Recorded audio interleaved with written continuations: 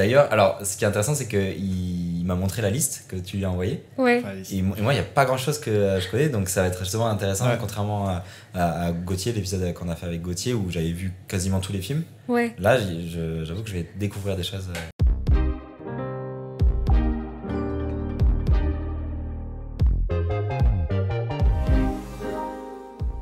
Ouais, moi, il y a des trucs que je connaissais de nom, notamment les animés que tu as cités. Evangelion, je connaissais de nom. Ouais. Et tu as cité. Oh putain, je l'ai un trou. En animé, Vinland Saga. Ouais, Vinland Saga que je connais de nom parce que c'est une adaptation de. Un mythe viking connu dont j'ai oublié le nom. Mais je sais que c'est une adaptation, il me semble. Ok. De base. J'avoue, je suis pas du tout au courant d'où ça vient. Je sais plus, mais je sais que c'est une adaptation, je crois. Voilà, Trop donc cool. c'est pour ça que je connaissais vite fait de loin. Mais sinon, à part ça, je crois que je connaissais que Everything Everywhere All At Once que j'ai vu. Oui, voilà. Ouais. Pareil. Ouais. Et même Ma vie de courgette, j'ai vu de loin. Ah, vous l'avez pas vu non plus Non plus. Pour le coup, on avait. Moi, je me rappelle, je crois que c'était nommé à Cannes. Pareil, je sais pas. Il mériterait très largement. Il me semble que ça avait été à Cannes ou aux Oscars d'ailleurs, l'un des deux. Et que c'est à ce moment-là où j'en avais entendu parler parce que c'est français. Oui, je crois, ouais. Mais pardon, je vous les conseille tous les deux, notamment Ma vie de courgette. C'est un stop motion, mais en gros, pour vous raconter l'histoire si vous connaissez pas, c'est l'histoire d'un petit garçon qui se retrouve orphelin et qui va se retrouver dans un orphelinat avec plein d'autres enfants qui sont remarquables dans leur individualité, on va dire. Et en fait, c'est des histoires un peu terribles. Chaque enfant, il a vécu une histoire vraiment terrible. Et c'est pour ça que j'aime bien l'animation, c'est parce que sous couvert d'avoir une image mignonne ou qui n'est pas aussi proche de la réalité que le film, on peut essayer d'explorer des trucs un peu plus durs mentalement à avaler. Et notamment l'histoire de ce petit garçon qui veut se faire appeler Courgette et qui a eu une enfance très difficile et qui finit par s'en sortir et ça reste joli, mais voilà. Okay. Et ça, c'est un film d'animation ? Voilà, c'est un film d'animation. Donc en stop motion. En stop motion, je vais demander le... Voilà. D'ailleurs, du coup, tu as un rapport spécial à l'animation. Nous, on t'a connu quand même du coup, en montage vidéo, effets spéciaux, donc un peu loin. Ça reste dans le domaine de l'audiovisuel, mais on ne te connaissait pas du tout pour l'animation. En fait, tu as fait une école avant ça, l'animation. Ouais, alors en fait, c'est ça. Au tout début, quand j'étais petite, j'ai eu la chance d'avoir la télé dans ma chambre très très petite. Et donc, j'avais ma vieille télé carrée là où on pouvait mettre les cassettes. Et en fait, je sais pas, je dormais pas la nuit. Et je me repassais que les vieilles cassettes, genre les Dalmatiens et tout, mais 100 fois. Et ma mère, elle venait genre à 3h du matin et elle était en mode « Mais Camille, tu dors pas ?» Et moi, je faisais semblant de dormir. Elle me disait « Mais je sais que t'as remonté la cassette, le film dure moins d'1 heure. » Et en fait, je pense que ça m'a appris plein de trucs, en plus de mon éducation basique avec mes parents, en plus de l'éducation que j'ai eue à l'école. Ça m'a inculqué vraiment beaucoup des valeurs qui, aujourd'hui, me poursuivent. Et il y a un jour, j'ai eu un déclic, je me suis dit, mais en fait, c'est pas juste que je kiffe, c'est que j'aimerais vraiment en faire mon travail, quoi. Parce que je pense que c'est en parlant un peu à la jeunesse qu'on peut changer un peu le monde de demain. Et je sais pas, ça m'a fait ressentir tellement de choses que je me suis dit que c'était un truc à poursuivre. Du coup, j'ai démarré par une école d'animation qui s'appelle l'ESMA. J'ai fait une première année, une prépa artistique générale, donc j'ai exploré plein de trucs différents. Et ensuite, une première année de 3D. Et en fait, cette école, elle est hyper technique et on t'apprend à être très, très, très, très fort en 3D. Je pense que moi, j'aurais kiffé si, au lieu de faire les études en 5 ans, je pouvais les faire en 10. Mais en 5, c'était trop dur. Et je me suis dit qu'il y avait plein d'autres manières, en fait, de poursuivre cette idée générale-là, de faire ressentir des trucs à travers des images. Et j'ai préféré aller à MJM, qui était finalement géographiquement pas si loin, et tenter le montage, parce que je trouve que c'est vraiment une manière facile de réussir à faire sentir des trucs aux gens. Mais du coup, c'était que animation 3D À l'ESMA, c'était que animation 3D, et alors, me demandez pas pourquoi, j'ai complètement voulu changer justement pour sortir de ce truc de « Ah non, la 3D, vraiment, c'est trop dur et tout », et avec le recul, c'était pas si dur, je pense vraiment que c'était un état d'esprit de « J'ai besoin d'avoir beaucoup de temps pour moi, beaucoup de temps pour regarder des choses ». Prendre du temps à rien faire.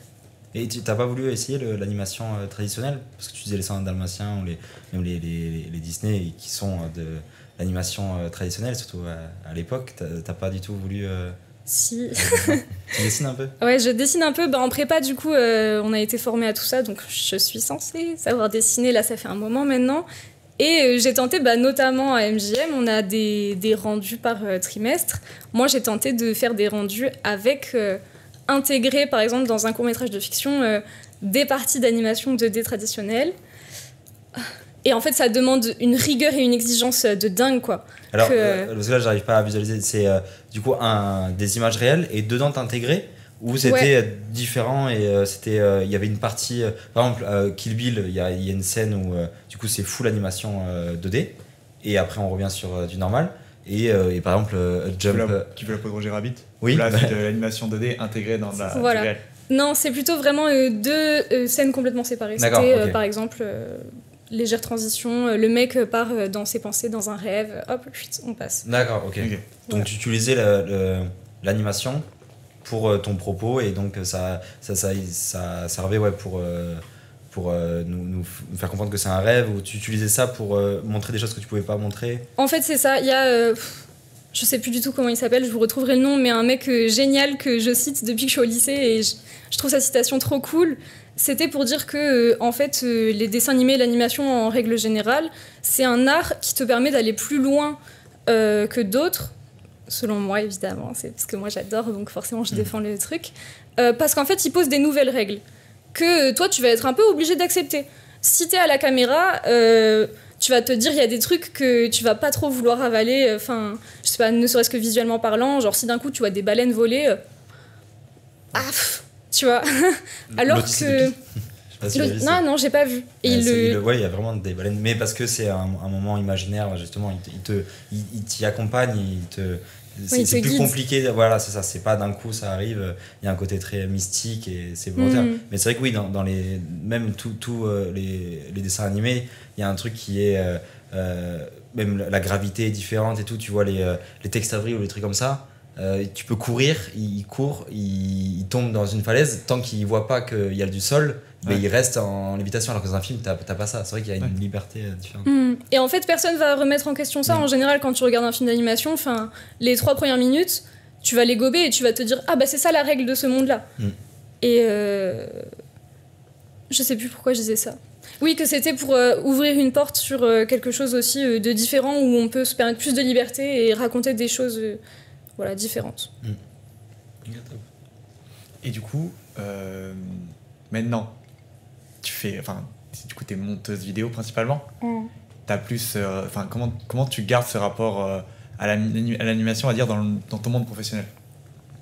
Dans le monde professionnel, je pense que honnêtement, je suis encore en pleine recherche, en pleine transformation. C'est toujours un rêve bien dans mon cœur de travailler dans le domaine vraiment de l'animation. Mais aujourd'hui, c'est vrai que c'est quelque chose que j'exploite moins dans mon travail parce que simplement, c'est pas les domaines sur lesquels j'ai du travail. Okay. Après, ça reste une source d'inspiration énormissime dans le sens où, en fait, c'est quelque chose qui m'habite. Je vais passer plein de temps à regarder, ma pause midi, je vais regarder des films d'animation. Le matin, au petit-déj, je vais regarder mes dessins animés. Et c'est vrai, autant de dessins animés vraiment genre les Rats, que autant des trucs plus adultes, comme on disait tout à l'heure, Ma vie de courgette ou Psychonautas, pareil, que je vous conseille aussi, qui sont des films hyper dark en fait. Il y a des images vraiment hyper marquantes dans Psychonautas qui, je trouve, peuvent apporter aussi en lecture d'images, par exemple en iconographie, en composition, etc. Simplement, je vais voir une image, je vais ressentir un truc et je vais me dire ah ouais, ce truc-là, c'est vraiment un bon moyen de véhiculer cette idée. Et du coup, moi, je travaille en ce moment plutôt sur des courts-métrages de fiction. Et c'est vraiment un challenge, je trouve, en court-métrage. C'est un temps vraiment très court de réussir à attraper quelqu'un qui est dans sa journée, qui, ça se trouve, est pas du tout dans le mood et pense complètement à autre chose, et réussir à la fois lui faire accrocher à 2 personnages, lui faire comprendre on est dans quelle ambiance, et surtout lui transmettre une émotion. Genre en 5 minutes, c'est dur. Du coup, j'essaye de continuer de regarder pour juste kiffer le domaine. Oui, parce que c'est comme ça que aussi vous avez travaillé ensemble. Parce que nous deux, on n'a jamais travaillé ensemble, mais vous deux, vous avez travaillé ensemble sur un court-métrage, du coup, pour le Nikon. Le Nikon Festival. Ouais. Où du coup, vous étiez, toi, t'étais... Moi, j'étais du coup chef opérateur son. Toi, t'étais assistante réelle, il me semble. Oui. C'est ça. Pour, T'es un peu partout à la fois. Tu cours un peu partout. En fait, l'idée, j'aurais bien aimé être... je trouve ça vraiment plaisant d'être monteur vidéo en étant seulement le maillon qui s'insère dans une chaîne de production, parce que je pense que tu peux avoir vraiment un regard différent en étant tout à fait extérieur, en n'ayant pas assisté au tournage. Et parfois même, quand le réal t'offre cette liberté, je pense qu'il peut y avoir une vraie réécriture au montage qui peut apporter des trucs différents. Et là, on avait une équipe réduite. Ouais. Et il nous fallait un assistant réal. Et moi, j'avais honnêtement jamais fait ça. Et donc, heureusement, il y a Léna qui avait déjà fait ça, qui, à ce moment-là, elle avait fait Chef Hop, je crois. Oui, ça. Donc, qui m'avait un peu briefé avant le tournage et qui m'avait dit « Ah, faudra faire ci, ça, machin, pour accompagner le réal, Gwen, machin et tout. » Mais oui, c'était très cool. Les premières expériences, c'est toujours un peu roots, mais c'est toujours hyper formateur, donc c'était chouette. Et le court-métrage, du coup, il a bien marché? Enfin, je sais pas, j'ai pas suivi les... Pas trop, bon... non, je crois que en termes de... Ça marche comment le Nikon, en fait, c'est des votes, tout simplement. Tu votes sur le site, et après, t'as un jury qui, en gros, parmi les plus votés, choisit... Donc, parmi les plus votés, je sais que, du coup, c'était... il y avait notamment Raphaël Quenard, Quentin Dupieux, bien sûr. Seb. Et eux l'ont pas vu potentiellement. Non. Ok, d'accord. Il faut vraiment c'est un premier. C'est les 50 premiers. Les 50 puis généralement, enfin, c'est comme nous avec nos courts métrages quand on les présente à des festivals. Généralement, tu te retrouves face à des personnes qui sont produits. La Nikon, en plus, c'est pas comme le 48 heures où tu as un temps réduit, donc la production elle est restreinte. Tu as un grand temps pour faire le Nikon Festival, donc tu as le temps d'aller chercher un producteur, d'aller chercher. Et donc, c'est au vote le premier. Le premier tour est au Donc, ce qui est un peu gênant, c'est le côté notoriété. Forcément, celui qui a une grosse notoriété, parce que j'ai vu pendant une semaine, il y avait quasiment que des stories de gens qui disaient allez voter pour mon truc et tout. Si t'as un acteur qui a 40 000 abonnés, forcément, il va ramener plus de gens que. Mais ils essayent de faire un truc pour rééquilibrer ça. Okay. Ils font pas tout à fait... si tu fais un vote, c'est compté comme une voix. En fait, ils vont essayer de regarder... Tu dois te créer un profil Nikon Festival pour avoir le droit de voter. Et par exemple, ils vont prendre en compte, ils vont donner plus de poids au vote de gens qui ont regardé tant de courts-métrages, qui ont voté pour tant de courts-métrages. Donc si par exemple, juste, t'as 300 potes sur Facebook et les 300, ils vont voter pour toi, mais en fait, ils ont voté que pour toi et ils regardent pas du tout les autres trucs et tout, ça aura beaucoup moins de poids dans la balance. D'accord, ok. C'est pas voilà. Je sais pas. Mais ils l'ont expliqué sur leur réseau, comme j'ai suivi un petit peu... Voilà. Après, je sais pas exactement comment ça marche, la mécanique de tout ça, mais c'est des trucs auxquels ils ont pensé et qu'ils essayent de... Mais c'est sûr que la concurrence est terrible parce que tu te retrouves face à des gens qui sont professionnels du métier depuis de nombreuses années et qui font des trucs génialissimes, quoi. C'est du caviar, ils ont de beaux décors. D'ailleurs, on peut aussi faire de l'animation pour le Nikon Festival. Il y avait des beaux courts-métrages d'animation. Et en fait, non, oui, nous, heureusement même qu'ils n'ont pas vu le nôtre, pas méchamment, mais nous, c'était une toute première prod avec beaucoup de gens qui faisaient ça pour la première fois. On est tous des piou-piou du métier, donc... C'était trop cool comme expérience, mais c'était pas au niveau d'être vu, je pense même. Voilà. Oh, je suis d'accord. C'est vrai qu'on sent que ça reste un premier projet, que un premier projet, ça a toujours ses défauts. Pour le coup, les défauts se voient. Mais c'est surtout l'expérience et apprendre à tourner un court-métrage de fiction qui est quand même, pour le coup, un très court-métrage de fiction, avec des restrictions, que ce soit en termes de temps, en termes de budget, en termes de... T'as des choses imposées, des thèmes imposés. Donc tout ça, c'est quelque chose à apprendre. Et donc forcément, c'est une expérience. En fait, pour moi, c'est vraiment une expérience. Et en plus, c'est quelque chose, je trouve, très humain. Voilà, on était une petite équipe un peu restreinte. On était une journée tous ensemble. On apprend à connaître des gens qu'on n'a jamais vus. On mange ensemble, on discute. D'ailleurs, c'est Yann, c'est ça? C'est là où il y avait l'acteur? Oui, l'acteur. Du coup, Yann... je le connaissais par hasard. C'était un mec de mon lycée.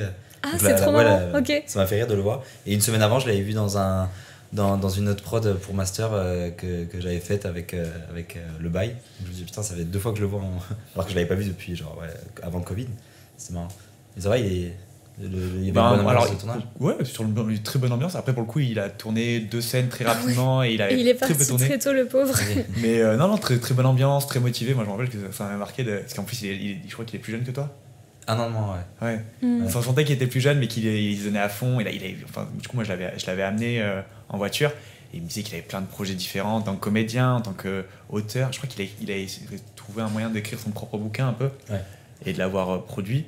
Et c'est vrai que, tu vois, c'est le genre de personnes, on en parlait un peu avec Xavier, c'est un peu les personnes passionnées qui se mettent à fond dedans et qui, il me disait, je crois qu'il avait fait péter les cours, ce genre de truc pour venir, enfin, il avait aménagé un truc comme ça. Et donc, cette liste de films, on peut oui, bien sûr. en parler un petit peu. T'en avais un, toi, que t'avais vu dans... Everything Everywhere All at Once, c'est sûr que... Mais du coup, moi, je vais peut-être un peu revenir en avant, ça me fait un peu penser à ça. J'ai l'impression que même si du coup tu fais plus d'animation, moi c'est vrai que Everything Everywhere All at Once, dans le rythme et dans la façon de transitionner, il y a un truc d'animation. Est-ce que justement il y a ce truc-là de, ok, tu fais de la fiction, par exemple, tu dis que tu es en train de préparer des courts-métrages fiction, tu as quand même en tête ce truc de dans le rythme ou dans la façon de voir les choses, où on reste dans l'animation quand même un petit peu. Moi, c'est compliqué parce que j'essaye vraiment quand je travaille d'être dans une relation d'échange avec le réal. Et je veux vraiment essayer d'être capable de traduire sincèrement ce que lui ressent. Donc, malheureusement, les réals sont pas toujours aussi intéressés ou ont pas du tout envie de ce truc-là. Moi, notamment, il y a un truc, je suis hyper sensible à la musique. Je trouve que c'est un très bon moyen de mettre les gens dans un mood. C'est The Great Review aussi qui avait dit ça dans une interview, que en fait, c'est hyper pratique parce que toi, tu fais une vidéo, tu mets ta musique, il y a 80% du travail qui est fait parce que les gens, tu vas les mettre en condition pour recevoir ce que tu veux, dans l'ambiance que tu veux, etc. Et donc, j'ai rencontré la nouvelle réal avec qui je vais travailler, qui s'appelle Camille aussi. Et elle m'a dit comment tu travailles, vas-y, machin. Je dis moi, souvent, j'aime bien fouiller un peu seule, justement, l'ensemble des rushs, sans avoir forcément c'est celui-ci le bon, etc. pour sait-on jamais. Je trouve que c'est ça la différence cool aussi entre la caméra et le dessin animé, c'est qu'en caméra, il y a un peu le hasard qui peut t'apporter un truc super joli ou des surprises, alors qu'en film d'animation, tout est calculé à l'image près. Enfin, il n'y a pas de surprise, il n'y a pas de... Et bref, tout ça pour dire que je regarde mes petits rushs et souvent, j'aime bien rapidement proposer une petite V0 avec une petite musique pour donner une ambiance générale, un rythme. Et elle me dit « Ah bon ? Moi, non, franchement, la musique, c'est pas un truc que j'intègre, c'est pas un truc que j'aime entendre. » Pour moi, voilà, le cinéma, le vrai cinéma, c'est plutôt laisser la place au son naturel et pas mettre de musique. Ce qui est tout à fait vrai. Moi, je trouve aussi que le silence a une place énorme à tenir. Mais c'est vrai que de temps en temps, un peu au début, un peu à la fin, je mets un peu de musique. Du coup, je me suis dit, oh waouh, nouveau challenge. Pas de son, pas de musique. Enfin, pas de son, pas du tout, parce qu'il y aura un mixage, etc. Avec là, quand tu dis ça, parce qu'en vrai, l'un n'empêche pas l'autre. Du coup, là, c'est sur le projet entier, elle veut pas de musique, c'est ça ? Voilà, c'est ça. Donc, c'est 5-6 minutes de court-métrage. En plus, avec une histoire un peu en tension. Et l'idée, c'est que ce court-métrage, je l'ai produit dans le cadre d'une formation d'acteurs. Donc, c'est des futurs acteurs qui apprennent à être formés à une méthode spécifique. Et du coup, tout le challenge, c'est de réussir à transmettre, de mettre en valeur ces acteurs-là, en fait, pour montrer ce qu'ils ont appris à faire. Et du coup, là, je me suis dit, nouveau challenge pour moi, j'ai pas l'habitude de faire ça sans musique. Donc là, en l'occurrence, c'est dur pour moi, en effet, de ramener un truc de l'ordre de la folie un peu qu'il peut y avoir dans l'animation... parce qu'on reste dans un truc vraiment concret, collé au réel, voilà. Qui veut pas... qui se veut être comme si c'était la vraie vie, comme si on voyait la scène, comme si... voilà. Et c'est aussi cool, mais... du coup, je peux pas toujours ramener ce côté-là.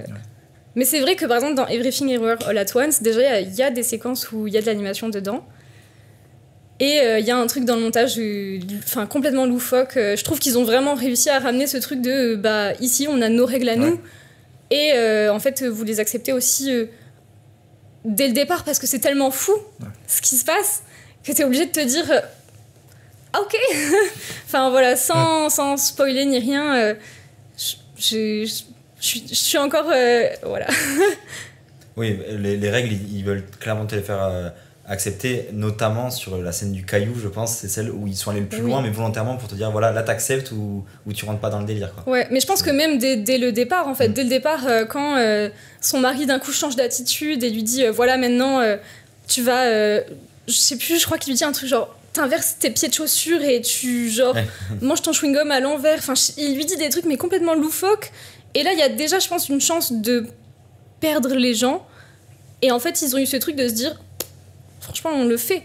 Et c'est important parce que je pense que toutes ces couches mélangées, en fait, toutes ces couches qu'il y a de plans, ce rythme saccadé, toutes ces images, tout ça, en fait, c'est pour t'amener à te dire que le message, il est simple, c'est juste genre une fille qui cherche sa place dans le monde et elle la trouve pas.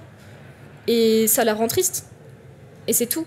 Et il n'y a pas besoin d'en faire des caisses, il n'y a pas besoin de réfléchir dans tous les sens. Il y a plein de gens qui sont sortis du film qui n'avaient pas compris, qui ont dit que en fait, c'était un truc pour montrer qui savait faire plein de choses, plein de plans, etc. Non, c'est juste une histoire toute simple. Mais voilà, il y a des gens qui n'ont pas passé ce truc de justement les règles de l'imaginaire qu'ils ont mis en place. Voilà. Je laisse enchaîner. Mais sur les autres, il y avait aussi notamment des mangas. J'ai vu.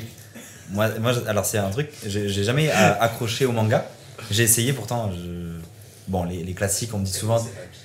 Non, mais on me dit souvent que non. Mais en vrai, j'ai essayé Naruto. J'ai essayé. Tu veux dire animé, hein. Animé. Parce que manga, Ouais, pour vous, c'est la version papier. Ah bah, vous voyez à quel point je suis loin de. Ok. Oui, du coup, Naruto, One Piece et. Non, ça j'ai pas essayé. Non, justement. Tu t'avais commencé les 2 premiers hommes, t'as pas attaché. Non, justement, on m'avait conseillé celui-là parce qu'on m'a dit que celui-ci était le plus proche du cinéma, on me disait, parce qu'il y avait un côté. Très rapide. Ouais, et du coup, mais j'ai jamais. Et aussi, par contre, je suis fan de Miyazaki, comme beaucoup de gens, alors que à côté, je n'arrive pas. C'est surtout le rythme en fait des mangas qui me dérange. Mais du coup, là, Il va pas réussir à dire. putain, mais oui. Animé, pardon. Mais du coup, oui, c'est surtout, je pense, le rythme qui me dérange. Et là, c'était quoi celui de ta liste? Il y avait Evangelion, du coup, si j'ai bien compris. Et Vinland Saga. Ouais. Et Vinland Saga, effectivement. Mais si je peux me permettre, t'as commencé par les pires en fait. Et tout le monde me dit ça, alors que j'ai l'impression que c'est les plus. One Piece, Naruto. Et, Dragon Ball, peut-être, non? Et Hunter x Hunter. Et je me rappelle que c'était. En fait, de un, c'était le rythme que je trouvais. J'ai l'impression que. En fait, il n'y avait pas grand chose dans une saison, on va dire. Mais que du coup, il étirait le plus possible pour. Et même que ce soit graphiquement ou quoi, j'avais l'impression qu'il y avait des frames qui duraient super longtemps. Genre, un mec qui marche, tu vois, avec une voix off, et on va te faire durer le plan. On sent que c'est un peu pour recycler, j'ai l'impression, de l'argent, parce que ça coûte cher d'animer. Et du coup, ils te font marcher un gars, mais sans animation, et juste pour essayer de te faire gagner du temps. Et ouais, du coup, j'ai pas accroché par rapport à ça. Et je pense aussi l'histoire, peut-être que j'étais pas touché tout simplement par ça. Mais je sais pas. Moi, pour le coup, j'avais. Enfin, je pense que j'ai regardé un peu plus animé que toi, mais je suis pas non plus un. J'ai regardé beaucoup collège-lycée, je dirais. J'ai tenté Naruto, j'ai regardé une saison et pareil, je trouvais ça trop long. Genre, j'ai arrêté milieu saison 2 parce que ouais, c'est long. Enfin, c'est long. One Piece, j'ai opté pour en fait les Kai. En gros, ils font ça aussi avec Naruto. Au lieu de te faire une saison d'un épisode, ils te font 3 films de 2h30 avec tout condensé. Ça t'enlève les génériques, ça t'enlève des trucs, les épisodes filler un peu inutiles. Les épisodes filler, c'est les épisodes, si je me trompe pas, qui sont pas dans le manga, qui sont créés par la production pour Attendre que le manga rattrape voilà. en fait. Pour Parfois, attendre que- l'animé va plus vite que l'écriture du manga. Ah ouais. Donc parfois, il y a par exemple, Full Metal Alchemist. Il y a Full Metal Alchemist qui est sorti, je sais plus, ça s'appelait juste comme ça. Et en fait, ils ont dépassé le manga à un moment. Okay. Ils avaient plus le temps d'attendre. Ils ont fait une fin. Il me semble que c'est ça en gros. Ça. Et sauf que la fin du manga était quand même vachement mieux. Et ils ont fait un nouvel animé plus tard qui s'appelle Full Metal Alchemist Brotherhood, qui cette fois respecte jusqu'à la fin. Mais voilà. Ok. Mais oui, Naruto c'est hyper long. One Piece c'est hyper long. C'est des trucs qui aujourd'hui encore sont pas finis. Mais il y a des animés que tu peux regarder en 6 heures, qui sont vachement plus condensés. Et qui vont emprunter plein de règles de code au cinéma, et aussi des animés un peu plus modernes, je pense, qui pourront t'apporter autre chose. Moi, j'aime bien cette vibe un peu graphique des vieux animés, mais c'est vrai qu'on peut dire parfois que ça vieillit pas très bien. Après, on peut peut-être rattacher à Vinland Saga et à Evangelion. Pourquoi, toi, c'est ces animés-là qui te marquent et qui t'ont... Parce qu'il me semble que Evangelion, quand même, c'est très vieux.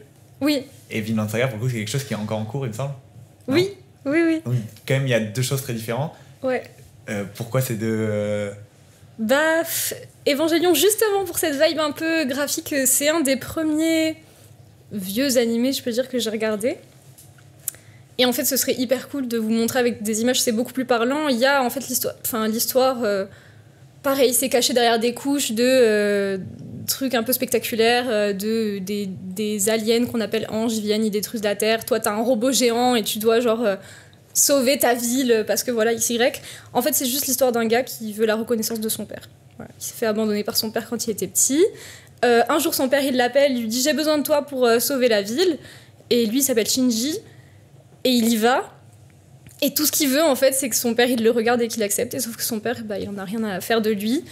Et donc, il va traverser tout un truc vraiment interne. Et c'est là que je trouve qu'on a une plus-value avec l'animation. C'est que, graphiquement, parfois, il va un peu péter les plombs, il va un peu se poser des questions. Et il va partir un peu dans des délires. Et, enfin... je sais pas, il y a des plans vraiment intéressants à observer, des montages, un truc un peu nerveux, rapide. Et des couleurs, etc., qui peuvent t'amener à ressentir des trucs qui s'expliquent pas avec des mots, selon moi, je pense. Voilà, et Vinland Saga, c'est dans un registre complètement différent, mais quand même dans une vibe similaire, dans l'idée où Vinland Saga... pareil, sans spoiler... c'est dommage de vous spoiler. Bon, tant pis, je pense que ça, c'est pas vraiment... comme SNK, si on vous spoil là, ça servira plus à rien. Enfin, pas ça servira plus à rien de voir, mais c'est vraiment dur. Juste Vinland Saga, c'est l'histoire d'un petit gars qui est rongé par une envie de vengeance terrible parce qu'il a vu son père se faire tuer sous ses yeux, et ça se passe chez les Vikings du Nord. Donc ça s'inscrit en plus dans un contexte géopolitique précis. Il y a un truc où ils ont essayé de respecter l'histoire, donc en plus t'as un petit peu de culture. Et donc ce gars, pendant toute une saison, il va être vraiment nourri par la rage, par la haine, et il va grandir, c'est vraiment un petit garçon qui va devenir adolescent, etc. Et ça va devenir, selon lui, le meilleur de ce que peut être un guerrier. Effectivement, il va être très très fort physiquement parlant, il va réussir à abattre plein de gens à lui seul, etc. Et sauf que son père lui avait dit plus jeune cette phrase qui est « Tu n'as pas d'ennemi ». Voilà. Et pendant une saison, lui, il va se dire que le monde entier, c'est son ennemi, en fait. Partout où il est dans un contexte de guerre. Il se retrouve coincé avec des gens qu'il n'aime pas, qu'il a envie de tuer, que rien ne va. Et saison 2, il va y avoir un revirement qui est que, au lieu d'être un guerrier, ça va devenir un fermier. Il va cultiver son champ et il va essayer de réapprendre à vivre. Et là, il y a plein de gens, en regardant cette saison 2, qui ont dit « Ouais, non, en fait, c'est chiant, quoi. Enfin, moi, on m'a vendu un animé de bagarre, on m'a vendu un animé où il y a de l'action, on m'a vendu un animé voilà, où, en fait, il se passe des trucs intenses en termes de vengeance, machin, le mec, il a une vraie quête dans sa vie et tout. Et là, le mec, il cultive du blé et genre, on se fait chier pendant une saison et je comprends pas, etc. » Et en fait, moi, la saison 2 m'a beaucoup plus touchée que la saison 1 parce qu'on a traité un nouveau sujet qui pour moi c'était réapprendre à vivre vraiment comme je l'ai dit. Le gars, il a passé une saison, toute son adolescence à tuer plein de gens et tout, et là maintenant il a juste le poids de la culpabilité sur les épaules. La personne dont il... Non, ça c'est du spoil, je le dis pas. Il a juste le poids de sa culpabilité sur les épaules. Il tue son père à l'épisode 3. Non, mais du coup en fait pareil, graphiquement parlant, il va y avoir des scènes, je trouve, intéressantes où lui, il va se voir dans ses cauchemars, traîner vers l'enfer par tous les gens qu'il a tués, qui veulent le tirer vers le bas, etc. Et il va juste chercher une nouvelle raison de vivre. Et je trouve que ce genre de truc, c'est des choses qui passent bien à travers l'image animée. Pareil, je vous l'ai pas mis dans la liste, mais il y a plein de courts-métrages d'animation que je trouve excellents. Il y en a un qui m'avait touchée quand j'étais plus jeune, qui s'appelle Tash, je crois. En fait, c'est l'histoire, pareil, d'un petit garçon qui est remarquable dans sa présentation parce qu'on voit qu'il a des taches sur son corps, des taches bleues à paillettes. Et donc lui, il s'explique pas pourquoi il a ces taches-là. Par contre, il sent qu'il est différent des autres enfants. Et il va se retrouver avec d'autres enfants pour jouer qui, eux, ont des taches qui ont littéralement, par exemple, des bleus, des coups, blessures, etc. Et cet enfant, il va se sentir en lien avec eux, parce qu'il se dit « moi aussi, j'ai des taches ». Et sauf qu'en fait, ces enfants-là, ils vont le rejeter, parce qu'ils vont dire « mais toi, t'as pas des bleus comme nous, t'es qui, toi? Pourquoi tu penses que tu viens avec nous ?» Et donc, en fait, ces taches-là, on comprend assez vite, pareil, c'est pas vraiment du spoil, c'est plutôt une représentation mentale de... une violence psychologique ou un truc vraiment interne qui pourrait dire que en fait, c'est aussi dur que pour les enfants qui sont frappés, etc. Et en fait, on parle d'un truc vraiment hyper violent, hyper choquant, un truc qui aurait beaucoup de mal, je pense, à passer littéralement à l'image, même si je sais qu'il y a des courts-métrages, des réalisateurs, des longs-métrages même, qui essayent de traiter de sujets très durs à l'image. Mais je trouve que c'est beaucoup plus dur d'adhérer, je trouve que c'est un peu violent à regarder, c'est compliqué à suivre, tout le monde ne peut pas le faire. Alors que dans ce médium-là, eh ben, ça passe mieux et il y a un moyen aussi d'accéder à une individualité que tu connais pas d'une manière un peu plus douce. Ouais, ça permet une légèreté et une opposition à un contraste, quoi, le sujet, enfin le fond et la forme sont opposés et ça te permet d'avoir une légèreté, quoi. Et voilà, c'est le ça. sujet. Mais on l'a vu aussi avec les Oscars, le court-métrage, comment il s'appelle, Pig ou celui... Oui, avec le grand-père. Non, oui, le grand-père, mais celui avec les porcs. Sur qu'on n'avait pas très bien compris. Pour le coup, lui, il est quand même très agressif. Enfin, je trouve que même dans l'animation, il reste. Mais tu vois, ça, à l'image, ça aurait été. Vu qu'elle se transforme en. Alors, attends, parce que je te laisse le pitcher. En gros, en fait, il y avait plusieurs courts-métrages d'animation aux Oscars et il y en avait un où, en fait, c'est une vieille personne, je pense, on peut supposer juive, qui vient témoigner dans une classe de comment c'était pendant l'occupation. Et en fait, il fait tout un parallèle avec des cochons, parce qu'en fait, lui, on comprend à peu près qu'il a été caché parmi les cochons pendant que les soldats le cherchaient, en gros. Et ouais, en fait, il y a toute une animation un peu violente où, au début, les cochons juste le protègent et sont son moyen de se dissimuler.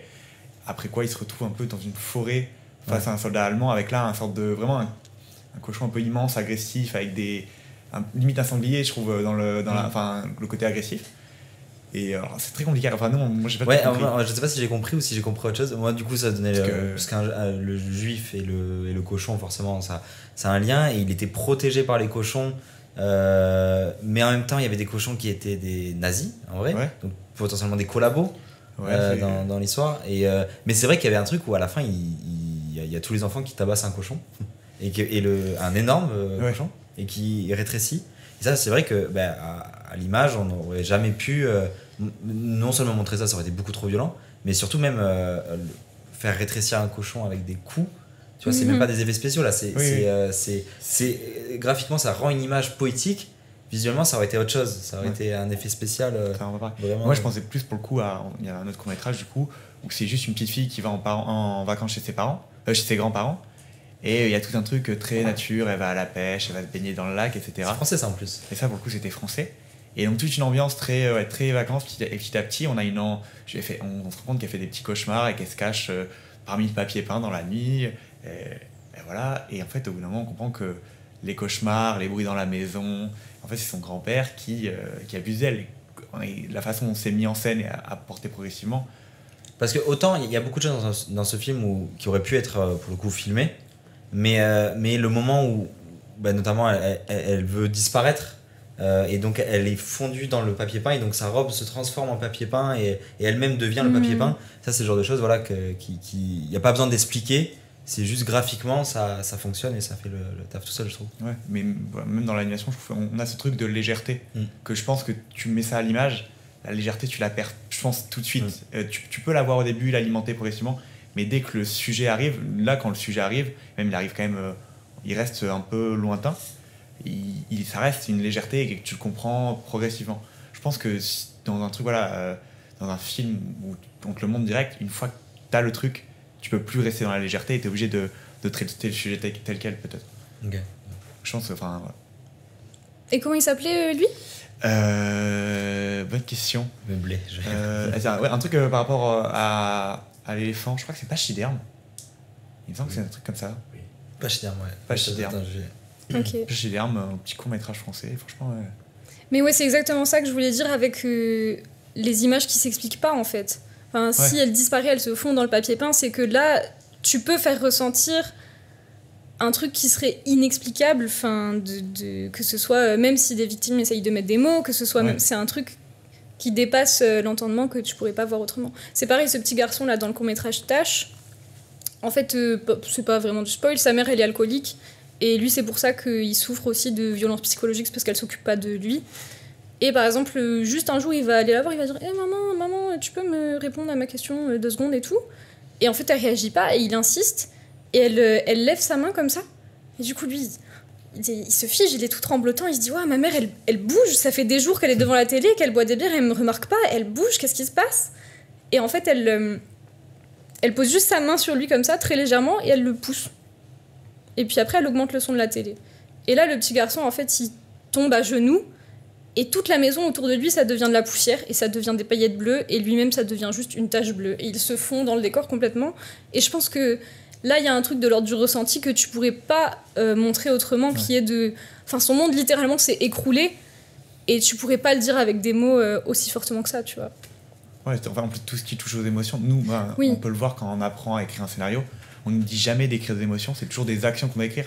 L'animation, ça permet ça permet un peu aussi d'illustrer certaines émotions que jamais tu pourrais illustrer autrement, quoi. Je pense qu'au-delà d'illustrer l'émotion, ça peut aussi te mettre, toi, en tant qu'individu, dans la peau de ce que les gens ressentent. C'est pas genre montrer que là, lui, il est triste, c'est montrer que pour lui, tout disparaît, quoi. Par exemple, il y a un autre... Enfin, il y en a plein, il y a des centaines de courts-métrages, des centaines de films d'animation aussi, qui sont pas du tout pour le registre des enfants, qui vont montrer... par exemple, il y a un autre film qui s'appelle La valse de Bachir. C'est un gars qui a été à la guerre. Alors malheureusement, très très mauvaise mémoire, je ne saurais pas vous dire laquelle, quand, comment. Mais en gros, lui, il a énormément de problèmes à se rappeler. Parce que quand tu subis des traumatismes comme ça, tu reviens, ta mémoire elle est hyper floue. Et le gars va essayer de reconstituer toute son histoire. Et donc à la fois, l'animation, elle va se permettre de montrer des images hyper violentes de gens morts, etc. Et à la fois, lui, il va pouvoir montrer comment il le voit littéralement, tu vois. On peut aussi faire ça dans les films avec l'étalonnage, avec un choix de composition, avec un rythme, etc. Mais je trouve que tu peux bien plus, toi, transmettre quelque chose en tant qu'individu. Enfin, vraiment, t'amènes beaucoup plus au cœur de ce que tu perçois du monde. Voilà. Après, c'est mon avis. Oui. Non, mais le côté subjectif, ça... je trouve... C'est très... moi, je trouve que c'est très compliqué à l'image, notamment quand on écrivait nos courts-métrages, faire retranscrire une émotion, faire retranscrire un ressenti, et faire comprendre à la personne ce qu'on veut faire comprendre. Et donc, encore, quand on doit diriger les acteurs, moi, je trouve ça impossible de dire, alors il faudrait que tu ressentes ça pour que, à l'image, on le ressente, pour que le spectateur le ressente. C'est très très dur je trouve, à transmettre.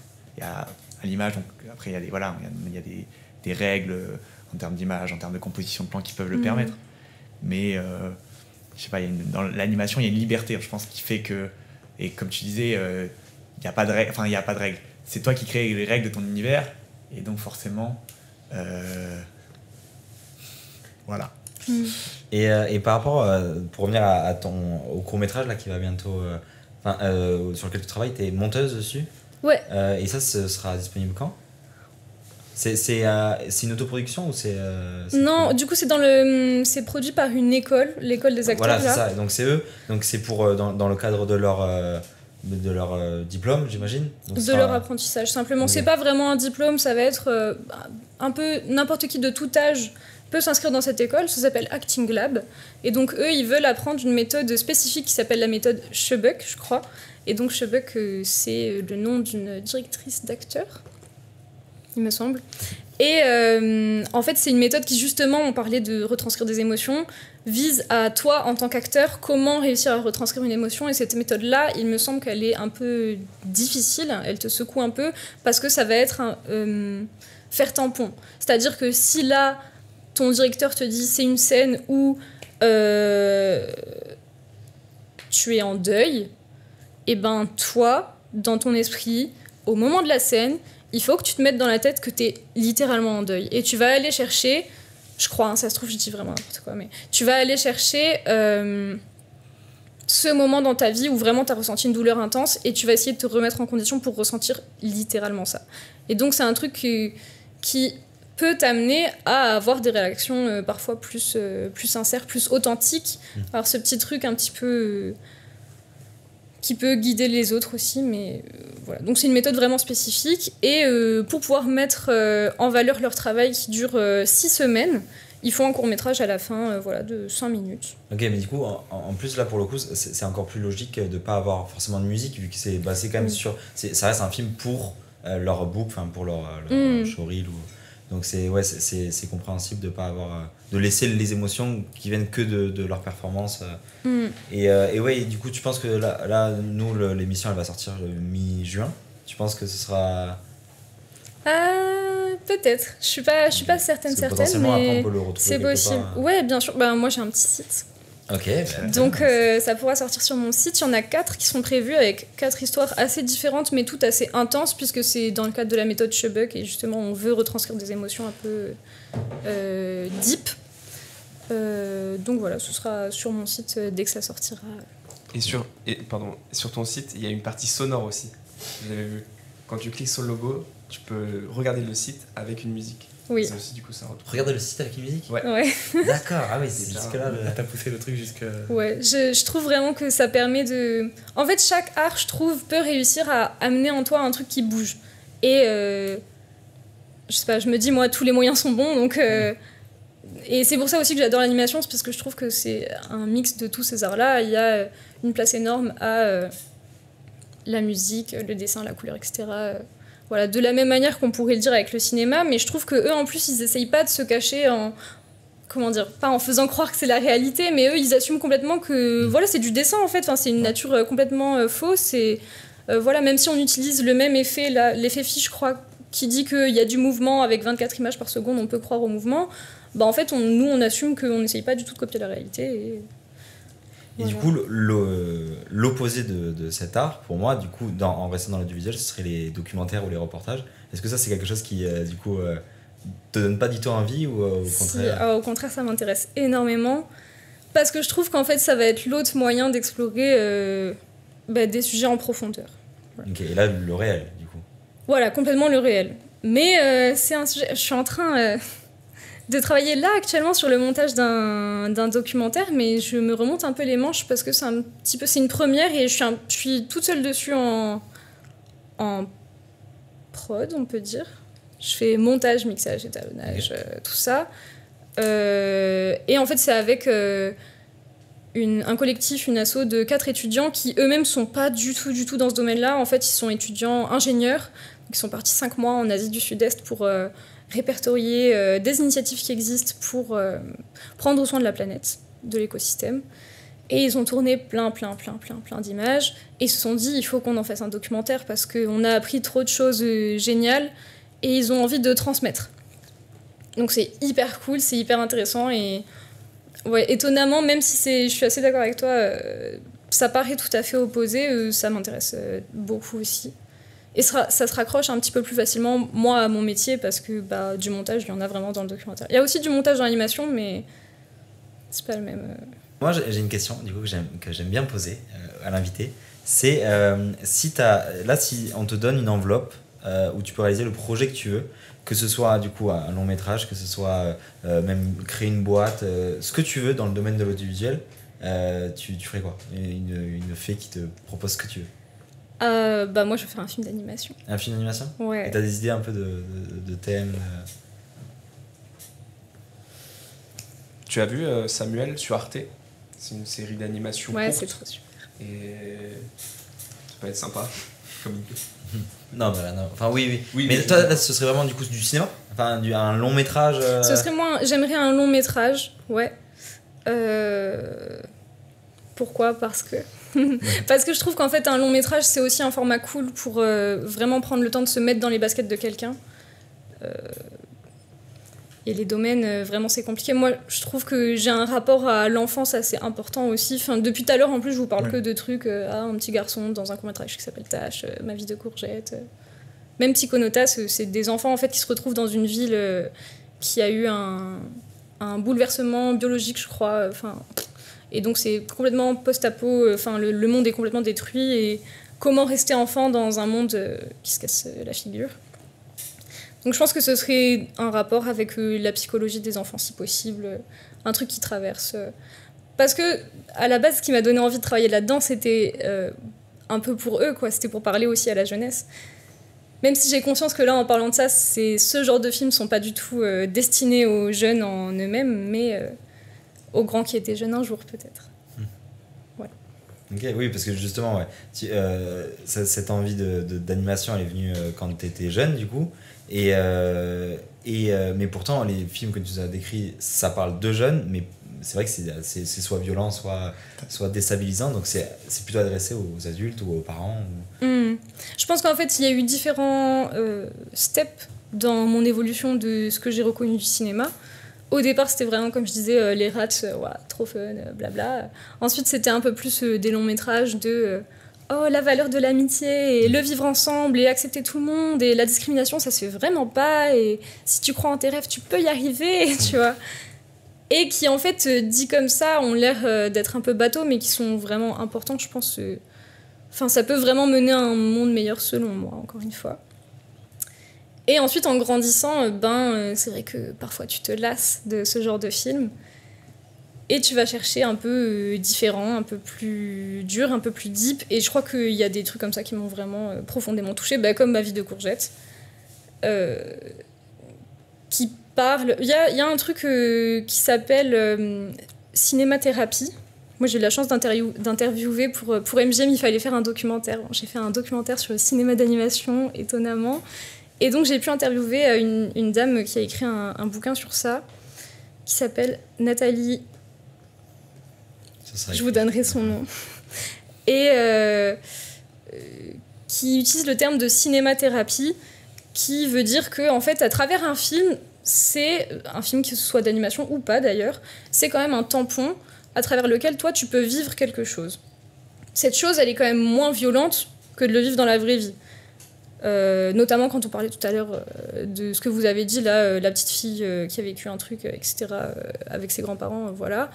Bon, c'est beaucoup moins violent de le voir en film que de le vivre en vrai. Enfin, oui. C'est un peu terrible comment je le dis, mais vous voyez ce que je veux dire. Et du coup, à travers des films comme ça, tu peux avoir aussi une exploration de toi-même, de si toi, un jour, enfant, t'as eu un parent malade, un parent... voilà. Tu peux revivre ces choses-là et aussi trouver une manière de guérir. Donc là, c'est un truc hyper spécifique, hyper pointu que je vous dis. Mais pour moi, le cinéma d'animation, il peut amener ce truc-là. Dans Le Chapeauté 2, il parle... le Chapeauté, à un moment, a une terrible crise d'angoisse. Et en fait, le film, c'est quoi ? C'est la peur de la mort. Et la peur de la mort, ce film, il a plusieurs lectures. Tu peux le voir quand t'es petit, tu peux le voir quand t'es grand, c'est toujours intéressant. Et quand même, à travers Le Chapeauté, tu vis toi aussi un peu la peur de la mort. Et tu vis aussi tout son cheminement à lui. Et tu vis ce que lui, il vit quand il se dit que, en fait, il va le surmonter et il va continuer de vivre sa vie. Et surtout que c'est normal d'avoir peur de la mort aussi. C'est voilà. Que normalement, il était totalement immortel et du coup, il vivait avec ça. Mais c'est même pas le fait de ne pas avoir peur de la mort. En fait, c'est normal. C'est la morale, elle est bien. Au lieu de se dire que, vas-y, non, c'est bon, il redevient le chapeauté qui est trop fort et justement et qui est invincible. Plutôt faire comprendre que non, c'est normal, mais par contre, il faut vivre avec et essayer de... Ouais. Non, je trouvais ça très sympa, ce film. C'est vrai que et même d'un point de vue animation, il y avait il est hyper beau. Ouais, c'est intéressant. Mais du coup, tu cites Le Chapeauté, et c'est vrai que dans l'ensemble, tu as quand même cité des films, on va dire, qui sont soit anciens avec des anciens Disney, soit un peu plus dans un circuit, on va dire, indépendant, Ma vie de courgette, etc., qui sont moins... Tu arrives quand même à te retrouver dans, on va dire, là, pour le coup... dans le circuit d'animation, on va dire, plus mainstream actuel ? Ce serait quoi, selon toi, le circuit d'animation mainstream ?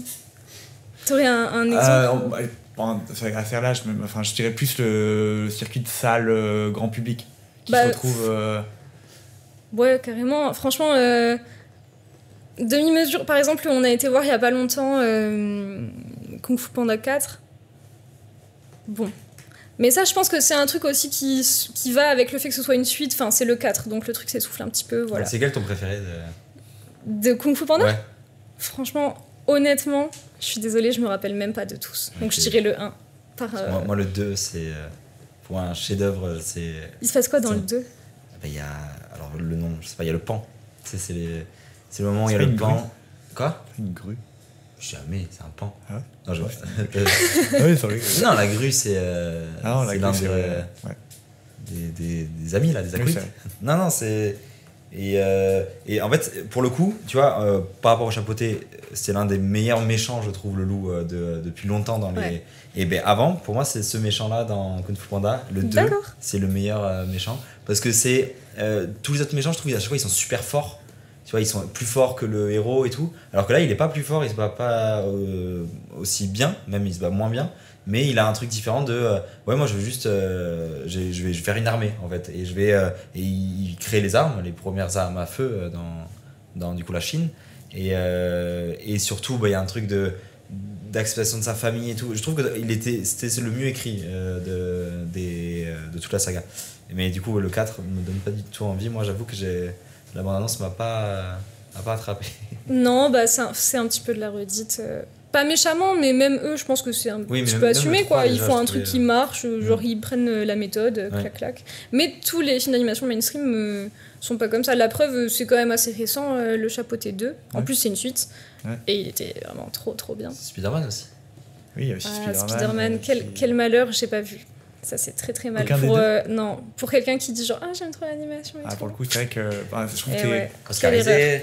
Ah, je Ouais, sais. c'est Non, des c'est terrible. films, Voilà. Moi, je mets du coup un peu les deux, Spider-Man et Chapeauté 2 dans le même, pas dans le même panier, mais on est vraiment sur des grosses boîtes de prod, des gros trucs avec gros budget qui proposent, on va dire, quelque chose que dans le grand public, t'as pas l'habitude de voir, et ça fonctionne, donc ça fait plaisir. Après, faut pas non plus que ça devienne, enfin, faut pas non plus qu'on se dise, ok, ça fonctionne, bah, ça va devenir que ça, quoi. Mais on sait pourquoi il y a eu ce changement. Parce que j'ai l'impression que plus ça allait, plus on voulait aller dans le réalisme, dans l'animation. Pas dans l'hyper-réalisme, mais dans quelque chose dans un. J'ai l'impression que ouais, tous les films commençaient un peu à se ressembler d'un point de vue vraiment graphisme. Et là, justement, aller sur quelque chose de totalement différent. Et après, il y a eu. Comment ça s'appelle le truc Guys là. Bad Guys.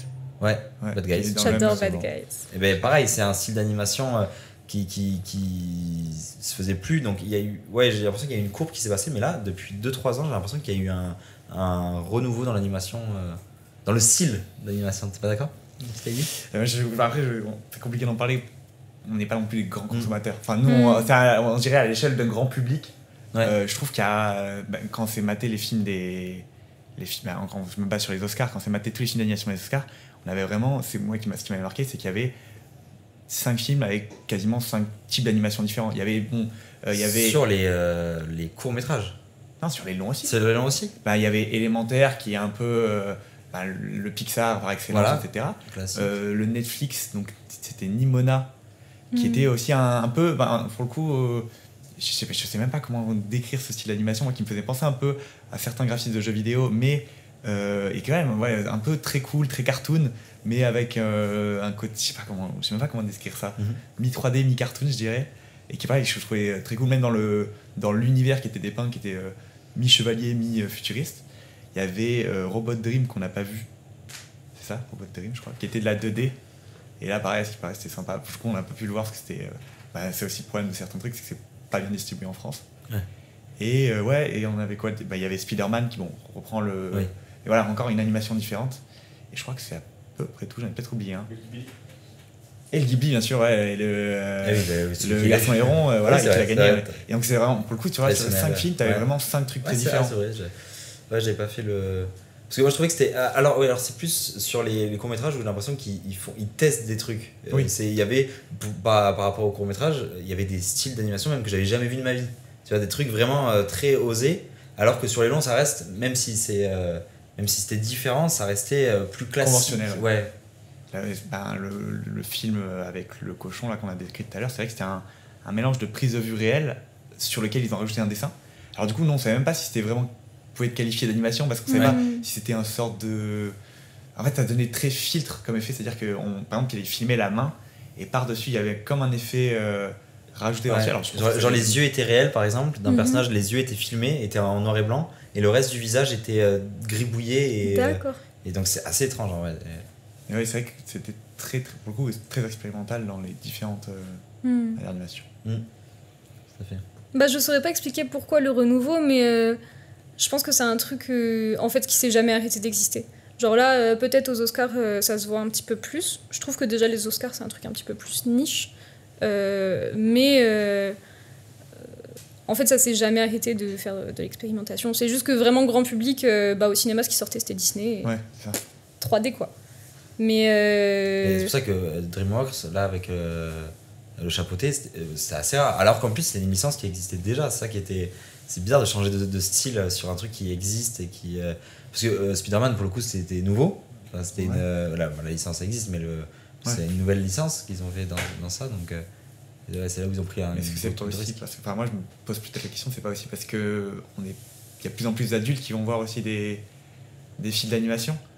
Parce que, enfin, là, par exemple, sur les 5 dont on a parlé, bon, ça peut s'adresser aux enfants, mais ça s'adresse aussi aux adultes, et peut-être qu'ils cherchent à s'élargir. C'est vrai qu'il y a une époque où... Enfin, il y a une époque, je dis ça comme si j'avais 40 ans. Mais moi, mes parents, quand ils m'emmenaient voir un Disney quand j'étais petit, c'était pour moi et c'était pas pour eux, quoi. Et peut-être qu'il y a eu un peu ce truc-là de maintenant on peut faire du film d'animation et pour enfants et pour adultes, et donc il faut satisfaire les deux. Et donc on cherche à diversifier. Pixar, ça a toujours été le cas pour le coup. Oui, mais ça reste. Non, il y a une double lecture pour que toi, adulte, tu t'ennuies pas, mais le message n'est pas vraiment pour toi. Enfin, tu vas pas apprendre un truc de fou en allant voir Pixar, tu vois. Oui, mais il y a toujours une double lecture qui est intéressante. Mais genre, ils vont faire. J'allais être un peu vulgaire. J'allais dire, ils vont faire 3 blagues de cul. Ils vont faire une petite blague, machin. Mais Pixar, dans les... J'ai l'impression que les adultes, quand même, peuvent passer un bon moment, sincèrement, alors que juste un Disney princesse, il y a moins ce côté... oui, non, c'est vrai. Parce qu'on voit là-haut, on voit... Ils peuvent passer un bon moment, mais pour autant, est-ce que ça leur est vraiment adressé ? Moi, les anciens Pixar, en tout cas, moi, j'avais pas l'impression que j'ai pas l'impression que c'était vraiment adressé aux adultes. Ils peuvent passer un moment parce que ça reste un bon film, etc. Mais j'ai pas l'impression que ça restait... Il n'y a pas de message pour eux, quoi. Oui, c'est film familial, dis. Voilà. Mais si je peux parler d'un dernier truc. Ah, c'est sûr, vas-y. Ouais. Si je peux vous conseiller un dernier court-métrage d'animation qui est vraiment trop super, il y en a un qui s'appelle Mémorable, et je trouve qu'il résume très bien aussi ce qu'on a dit vis-à-vis de faire comprendre l'expérience vraiment de quelqu'un qui vit quelque chose. C'est l'histoire d'un gars, pareil, c'est pas vraiment un spoil, mais il est atteint d'Alzheimer, et en fait, il voit le monde autour de lui complètement qui coule, déformé, comme tu dirais dans une peinture de Dali. Et c'est vraiment un super court-métrage pour toi voir à travers ses yeux et comprendre vraiment le problème, et c'est hyper touchant. Regardez-le lui aussi, s'il vous plaît. Il est très court. Parfait. En tout cas, merci beaucoup d'être venu. Merci à vous. Cool. Merci de m'avoir invité. Et reviens quand tu veux, comme on dit. Merci beaucoup. Et parfait. Ciao, ciao. Au revoir. Ciao.